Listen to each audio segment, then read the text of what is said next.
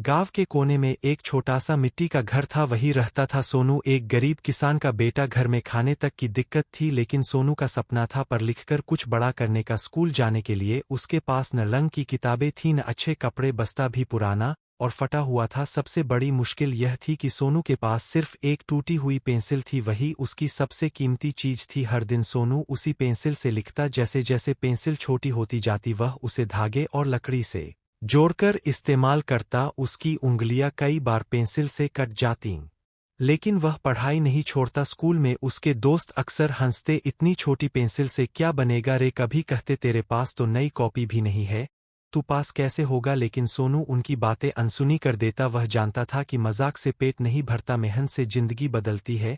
रात को जब गांव के बच्चे खेलते थे, सोनू मिट्टी के घर के बाहर बैठकर पढ़ाई करता, कभी लालटेन की टिमटिमाती रोशनी में तो कभी स्ट्रीट लैंप के नीचे ठंडी हवाओं और मच्छरों के बीच भी। उसकी आंखों में सपनों की गर्मी थी। दिन बीतते गए, सोनू की पेंसिल छोटी होती गई, लेकिन उसका हौसला बड़ा होता गया। उसने धीरे धीरे अच्छे अंक लाकर सबको चौंका दिया। गांव वाले जो कभी उसका मजाक उड़ाते थे, अब उसकी मेहनत की तारीफ करने लगे। सालों बाद वही सोनू मेहनत और लगन से पढ़ाई करके शिक्षक बन गया। अब वह उसी गांव के स्कूल में बच्चों को पढ़ाने लगा। जब वह बच्चों के बीच खड़ा होकर ब्लैक बोर्ड पर लिखता, तो उसके हाथ में हमेशा वही एक छोटी सी पेंसिल का टुकड़ा रहता, जिसे उसने याद के तौर पर संभाल कर रखा था। कक्षा के अंत में वह बच्चों से कहता, बच्चों याद रखना, बड़ी चीजों के लिए हमेशा बड़ा साधन जरूरी नहीं होता। अगर हौसला बड़ा हो तो छोटी सी पेंसिल भी इंसान की जिंदगी बदल सकती है।